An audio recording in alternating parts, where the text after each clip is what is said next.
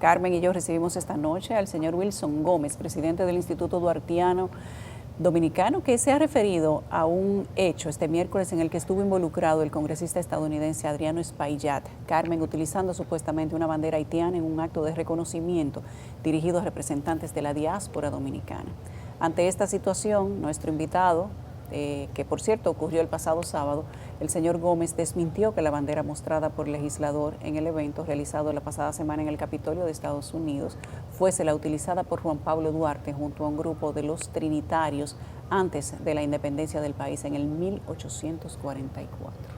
El inconveniente con el presidente Wilson Rafael Gómez es que también debemos decir que es ex magistrado. Así es. Un pionero ex magistrado, y además que yo ni lo voy a mirar porque nos une una amistad de tantos años que se ve en el pelo cano de él y en las canas mías. Wilson, Rafael, a veces pienso que la lucha denodada de ustedes, que debía ser la de todos nosotros, necesita mucho coraje, mucha persistencia, porque hasta los espacios son escasos cuando ustedes quieren hablar de patria, cuando quieren hablar de Duarte, cuando quieren hablar de territorio usurpado. Qué bueno esta coyuntura tan desagradable para que usted, apegado a textos históricos y a la evidencia histórica, nos explique la versión de este desagradable acontecimiento. Bueno, la verdad es que fue una sorpresa el ver esto publicado.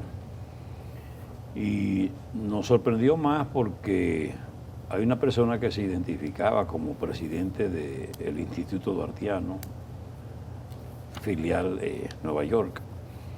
Esa persona sí, ellos tienen el Instituto Duartiano de Estados Unidos, ha funcionado durante muchos años y está incorporado de conformidad con las disposiciones legales de la ciudad de Nueva York. Nosotros hace 4 años, casi 5 años, que desvinculamos a ese órgano del instituto en razón de que se habían apartado de los principios de nuestra corporación y entonces entendimos que lo mejor era conformar una filial con otras personas y que se correspondiera con el propósito nuestro. En efecto, hay una filial que la preside Daisy Cabrera. Esta persona supuestamente le ha presentado al congresista Adriano Espaillat una bandera y le ha dicho que esta bandera constituía un precedente de la bandera nacional utilizada por los trinitarios. En verdad, nosotros no hemos tenido más que una bandera, que fue la que Duarte plasmó en el juramento trinitario, cuando habló de pabellón tricolor, en cuartos encarnados y azules, atravesado por una cruz blanca. Efectivamente, ese es el pabellón tricolor dominicano que está todavía hoy, a 181 años de la independencia, y por supuesto, si le sumamos 6 de la trinitaria en su conformación, pues bueno, estamos hablando de casi 190 años, ¿verdad? Y nunca a nadie se le había ocurrido pues hacer una aseveración de esa naturaleza. Siempre fue ese pabellón tricolor. Cuando se creó la Constitución de la República, la primigenia de 1844, el 6 de noviembre, hubo una ligera variación y fue que en la Constitución se plasmó como color, además del azul y el blanco, el rosado. Eso se mantuvo en la Constitución desde ese año, 1844, hasta la primera reforma constitucional, que fue 10 años después, 1854. Aunque los historiadores dicen que el pueblo continuó usando el color rojo. Hay quienes dicen y le atribuyen a una maniobra de Pedro Santana y de Buenaventura Báez el que apareciera el color rosado. Ustedes saben que eran antagonistas de Duarte. De todas maneras, el color rosado tenía un contenido heráldico bueno, equilibrio, ¿verdad? Pero no hay duda que esos colores, porque también otra cosa, que dentro de los esfuerzos, queriéndole restar autenticidad al dominicano, hace la bandera haitiana que le pusieron una cruz, no, no. Esa es la bandera que Duarte concibe, pero esos colores, rojo, azul, blanco, estaban en la bandera francesa, en la bandera norteamericana, en la bandera del Reino Unido y en muchas banderas. Es más, la mayoría de las banderas nacionales de los distintos países o estados tienen el predominio de esos tres colores. Y el proyecto dominicano de bandera fue un gran proyecto. Es decir, Duarte plasma en ese juramento y describe la bandera. Ahora, ahí viene la colaboración, la participación de la mujer dominicana en heroicidad. Porque confeccionar una bandera hoy no es nada, pero en la época en que Concepción Bona Hernández, María Trinidad Sánchez y una prima de Concepción Bona Hernández, María de Jesús Pina, conciben y se disponen a confeccionar, a bordar una bandera con un ejército fuerte como el haitiano que estaba aquí, imperando, que si la sorprendían en esa labor, corría riesgo su vida y la de su familia. Y lo hicieron. Eso es parte de la heroicidad de la mujer dominicana, independientemente de la fabricación de balas, de el hacer de correos de un grupo de patriotas a otro, el curar a los enfermos y los heridos que estaban en las acciones armadas, cargar agua para enfriar cañones. Óyete, fue un trabajo no destacado de la mujer dominicana en ese proceso, que sin esas aportaciones no se logra nada. Esa es la gran verdad. Y entonces, bueno, además de esas tres que fueron las que se identifican como las responsables del lienzo que se hizo ahí, que se enarboló en el baluarte del Conde, además de ellas tres, estaban también Ana Valverde, Isabel Sosa, que era de San José de los Llanos, las hermanas Villa del Orbe. Esas mujeres confeccionaron también ejemplares de bandera. Pues fue un proyecto. Por eso es que si bien se hace la izada o enestamiento el 27 de febrero cerca de las 11 de la noche, al día siguiente, el 28 de febrero, se estaba haciendo un acto en la Plaza de Armas de Baní con una bandera. Y se produjo la izada de bandera. Al mismo tiempo que se pronunciaba ese pueblo reconociendo la proclamación hecha la noche anterior. Y el día 4, las hermanas Villa del Orbe, ahí en La Vega, habían confeccionado la bandera de La Vega y se hizo el enestamiento.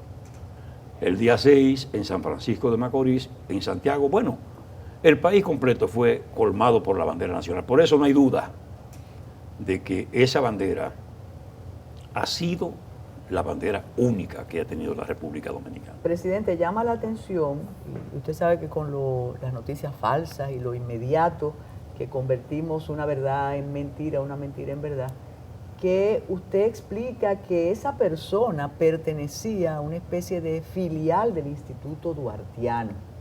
Eso es importante porque esa persona porfía y dice que esa es la bandera primigenia. El historiador y presidente de la Academia Dominicana de la Historia, Juan Daniel Balcácer, ha dicho que él jamás vio un diseño como ese. No.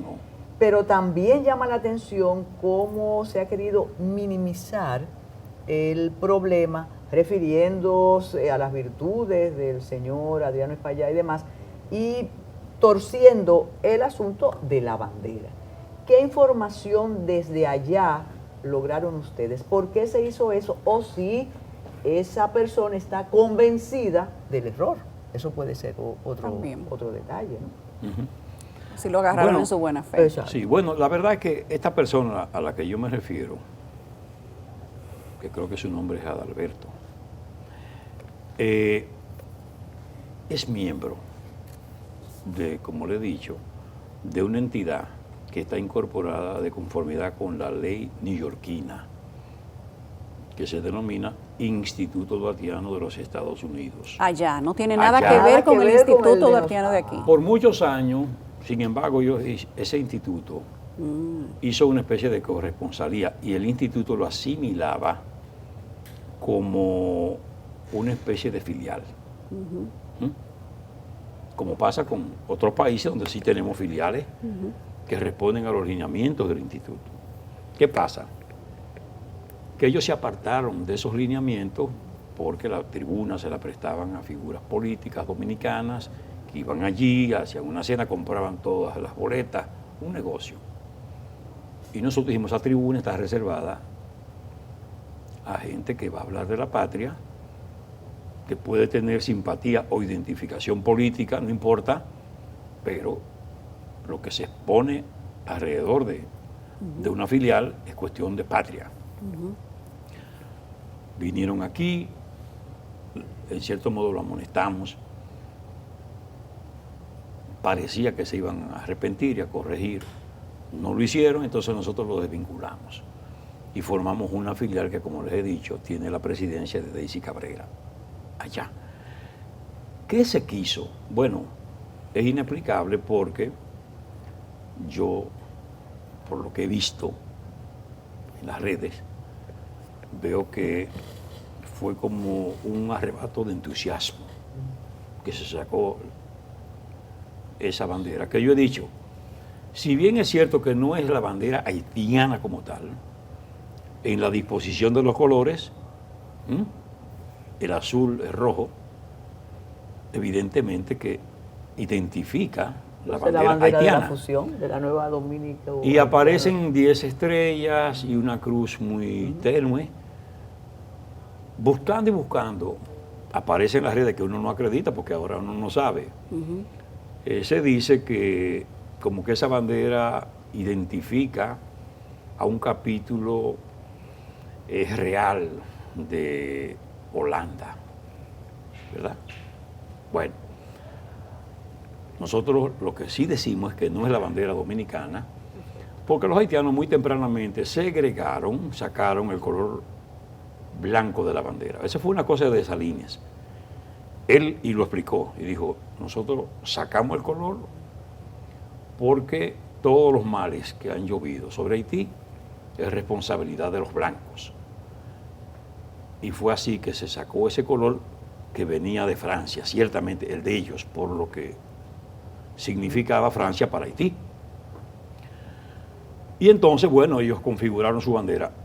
Si se parece esto a alguna bandera, en lo esencial es a la bandera de Haití, con esos otros elementos. Bueno, vamos a pasar al tema de los temores desde el Instituto Duartiano, con la posibilidad que cuando se validen las candidaturas independientes, pueden personas que ya hace mucho tiempo están integradas por vía no directa a la milicia, a la policía, a los cargos, al ejercicio profesional, sobre todo al empresariado. ¿Por qué ustedes dicen que de viabilizarse las candidaturas independientes, los dominico-haitianos o los... ¿Cómo sería eso? No, los haitianos. Bueno, durante el día de ayer y hoy, la Junta Central Electoral ha hablado sobre un caso que lleva la Procuraduría General de la República, donde se mezclaron miembros o hicieron una estructura delictiva con miembros de la Oficialía Civil de Baní y personas externas, y su negocio era darle cédula y acta de nacimiento dominicana a ciudadanos haitianos. Ese era su negocio. No se sabe todavía cuántas personas fueron beneficiadas con eso, lo que sí se sabe es que era aparentemente un negocio de tiempo. Esas personas con cédula y acta de nacimiento de República Dominicana podrían beneficiarse de candidaturas independientes. Mire, yo no sé... ¿Y cómo sería eso? Yo no me explico cómo el Tribunal Constitucional no entró en una reflexión profunda con ese caso. Porque ese caso tiene una gravedad que no es la que se ha ventilado Mire, hay centros de población, municipios, inclusive cabeceras, como el caso de Elías Piña, donde usted encuentra la realidad siguiente, y no porque yo lo digo, es que nosotros hemos ido y hemos conversado con profesionales que hacen negocios, que tienen negocios establecidos allí, y con mucho cuidado nos han llevado al interior de sus negocios y nos han contado. ¿Qué nos dicen? Bueno, mire, aquí hay un problema.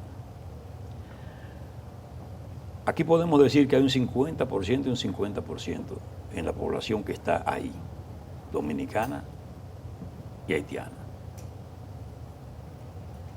Pero en el 50% de dominicanos hay una manifiesta tendencia, porque ahí están los que participan de dominicanidad y de la haitianidad, es decir, madres o padres haitianos, madres o padres dominicanos.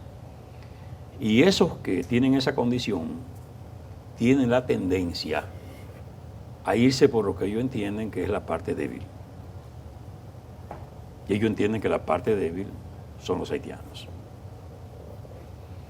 Y por tanto, ante una situación cualquiera, ellos se inclinarían.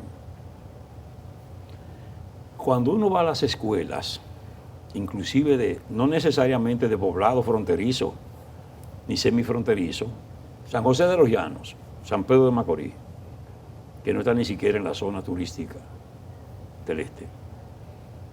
Uno va al liceo, a uno de sus centros escolares públicos, y encuentra un 35, un 37 y hasta un 40% de niños o jóvenes que son haitianos. Haitianos, de familias que están irregularmente en el país. Que los profesores confrontan el problema de que no quieren rendirle tributo a la bandera ni al himno nacional. Que sus padres reaccionan frente a la efigie de Duarte en sus cuadernos o libros. Pero lo ponen en escuela dominicana, podrían dejarlo afuera, pero no lo hacen. No lo hacen. Entonces, todo eso indica que esa gente tiene una incidencia importante. Porque además en los procesos de regularización, ustedes saben que ahí se colaron muchas cosas. Eso está ahí lleno de falsificación documental. A veces la documentación puede ser legítima, sin embargo, con un contenido falso. Porque notarios complacientes recibieron declaraciones. Sí. Muchos dominicanos que no identifican la gravedad del asunto sirvieron para dar informaciones testimoniales que eran... No, y imagínense cuando el registro civil era un libro, bajo la custodia de una persona que lo guardaba en un escritorio con una llave. Era la legítima decisión de una sola persona. Exacto. Todavía ahora es que la Junta está tomando providencia con relación a las declaraciones que se hacen en los hospitales, porque eso lo manejaba un personal del hospital. Que llamó la atención en el caso de Nizao, que fue la directora del hospital, una médica que hizo la denuncia. Sí. Y que tuvo curso legal, porque eso se dice, el rumor público nos dice muchas cosas, incluso en hospitales de aquí.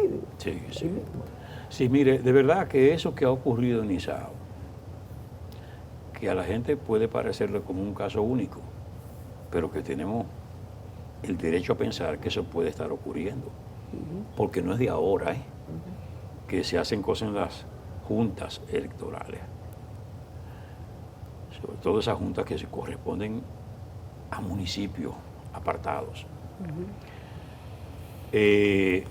Yo tengo que reconocer que ha habido un celo en los últimos años, que no hay duda de que se trabajó mucho en el registro civil, que precisamente por eso fue la reacción del embajador norteamericano frente a Roberto Rosario. Claro. A Roberto Rosario le quitan la visa por limpiar el registro civil de haitianos. Sí, le consideraron una afrenta. Sí, simplemente él hizo una resistencia porque querían tomar control del registro civil. ¿Cómo así? Los organismos internacionales. Los organismos internacionales querían tomar control del registro civil. Claro, porque ellos dicen vamos a ayudar. y vamos a ayudar, y hay quienes se dejan ayudar.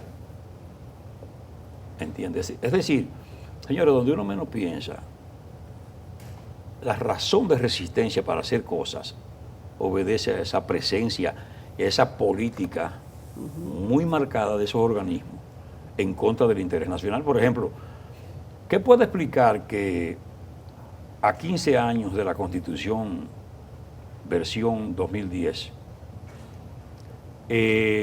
Educación no le haya dado cumplimiento al artículo 63, numeral 13, que establece la obligatoriedad de la enseñanza de la Constitución, de los valores patrios, de la moral y cívica?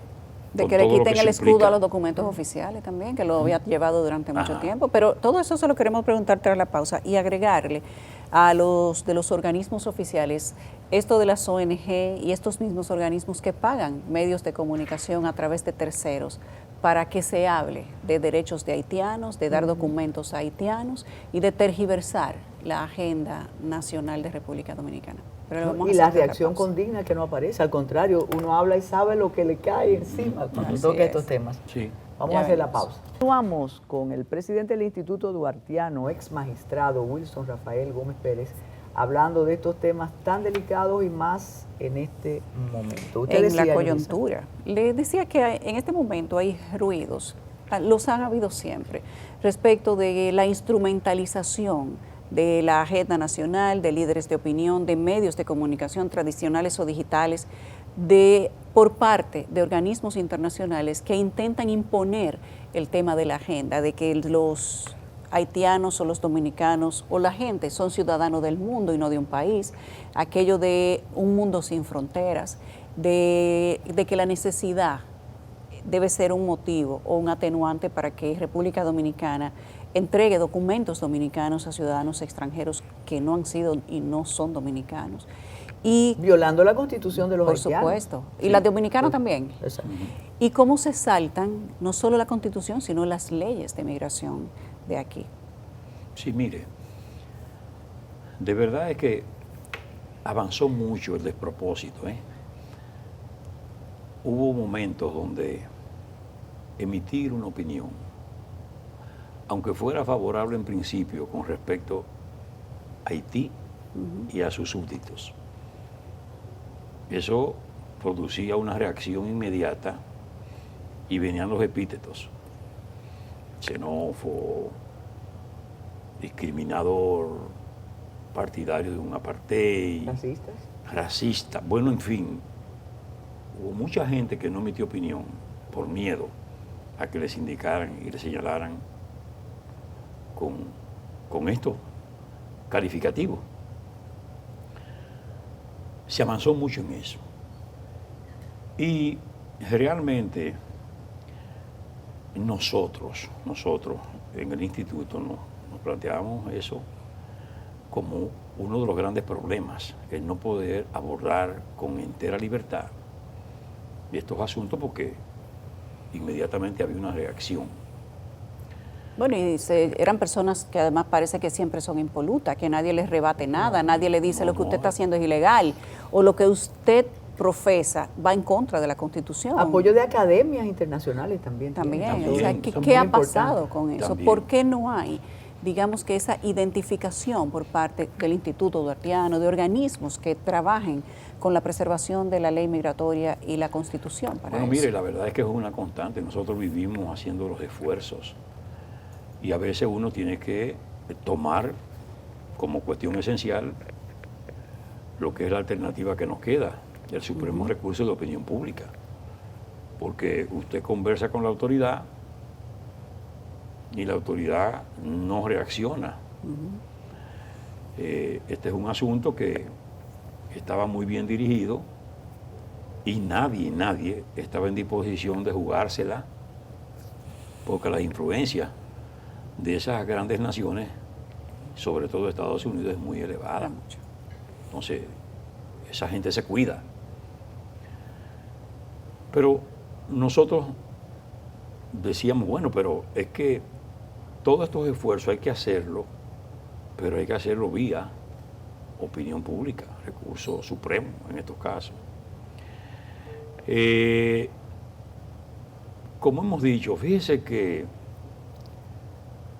en estos esfuerzos, inclusive, grupos que tienen el auspicio de esos organismos internacionales que no son dominicanos, por ejemplo, hay grupos haitianos que tienen esos auspicios y ellos se han sentido muy cómodos.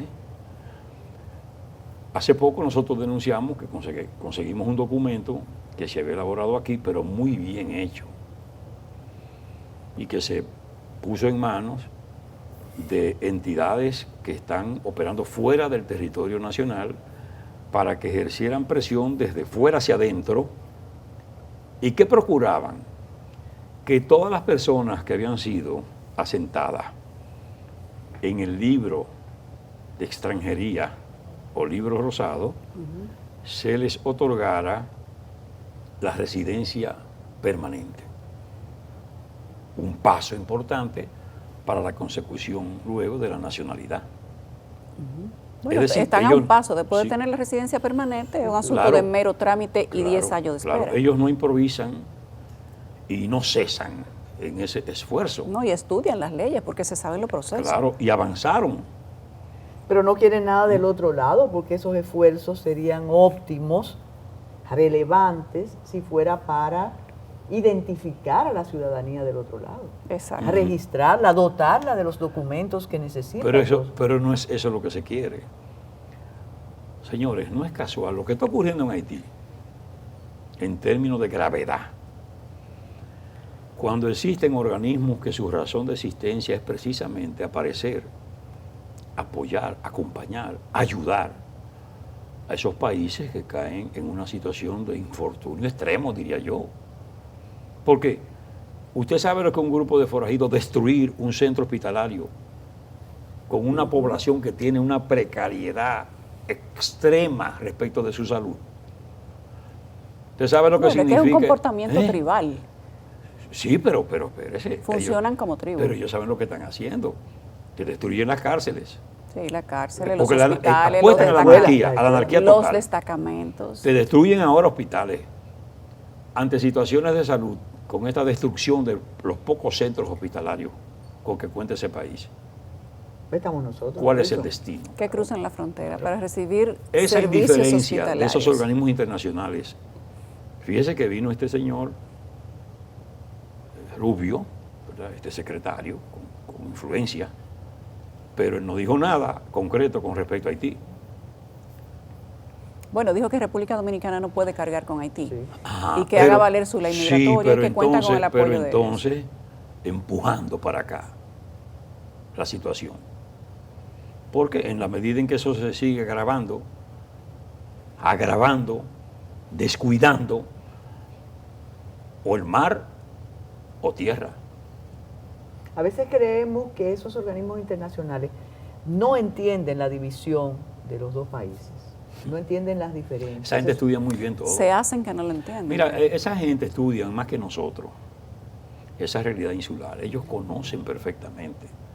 Ellos tienen gente que son capítulos de estudio centrados en el Caribe, por ejemplo, y dominan perfectamente todo lo que ocurre y la historia caribeña, todo. Y ellos Pero deben promover el desarrollo del otro lado. Sería ideal, o, un equilibrio. o levantar la frontera con México también para educar con el ejemplo. Sí, pero ellos entienden y están convencidos de que ellos como pueden resolver el problema. Eso, juntando de todo el Haití mundo. Es como una fusión. Señores, eso es así. Y el que no lo creía antes, porque había dudas, había mucha bruma alrededor de esto. Creíamos que los castillos Sí, mentían. Sí, uno creía como que era un asunto de una obsesión, Sí. un extremo, nosotros mismos. Le estamos dando en la la universidad, Biológicamente eso era una locura. ¿Cómo van a decir? cuando Manolín Goico Castro, Manuel de Jesús Goico Castro, en su clase de historia, nos decía que el enemigo estaba ahí. Nosotros decíamos, no, el enemigo está más allá.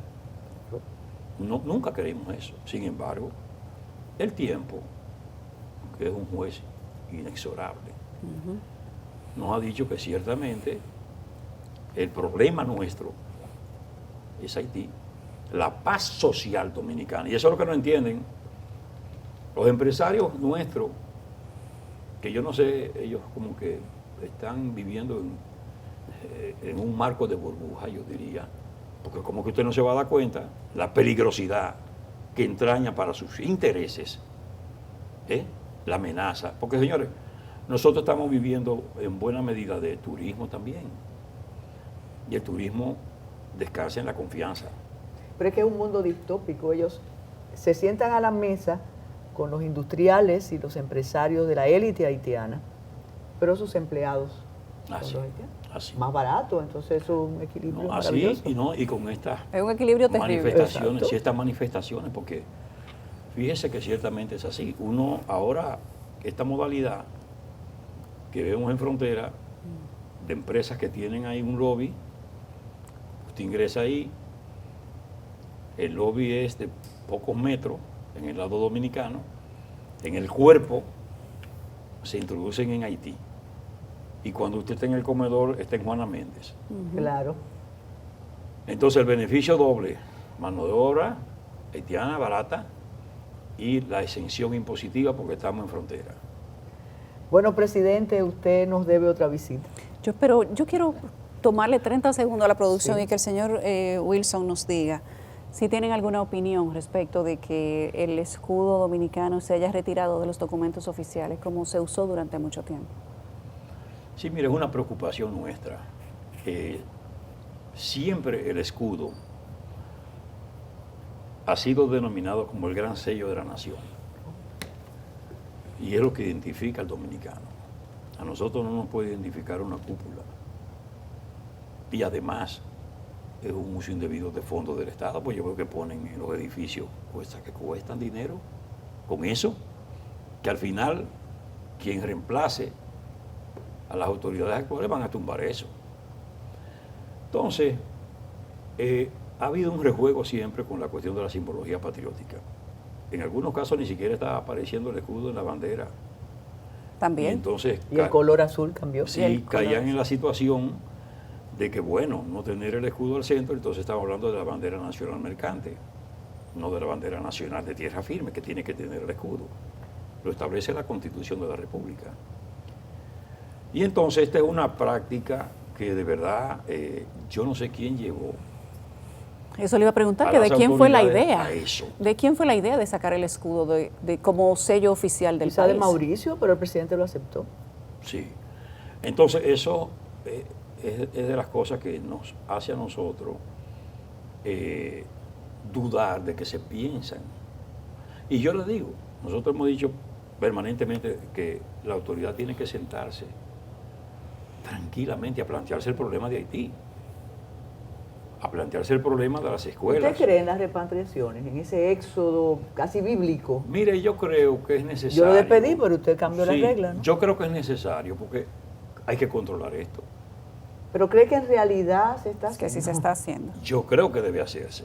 A veces no me parece porque para No. que se haga una repatriación de 10.000 por semana, Estamos viendo los eso tiene que vehículos, sentirse. exacto. Y no. Tiene Y que yo estar el día que- entero claro, esa Yo fila que de viajo al camiones. interior sé que en el primer mes se Pero hizo usted es un esfuerzo. barahonero, usted debe saber. Exacto, y viajo mucho al Claro. interior, al sur y al este y al norte y a todas partes. Entonces, cuando eso se estaba haciendo la primera semana, yo percibí que se estaba haciendo. ¿Y ahora? No se percibe, pero nosotros vamos a ser las devedores, para usar un término en boga, ¿no? Y vamos a ir a los distintos puntos, un día cualquiera, a hacer nuestra contabilidad de un día cualquiera. No lo avise. Adiburgo hizo un Ah, reportaje tienen que estupendo. activarse. Sí. Sí, Tienen eso que hay que activarse. hacerlo así, sorpresivamente. Muy bien. Ya está avisado. Muchísimas gracias, un placer.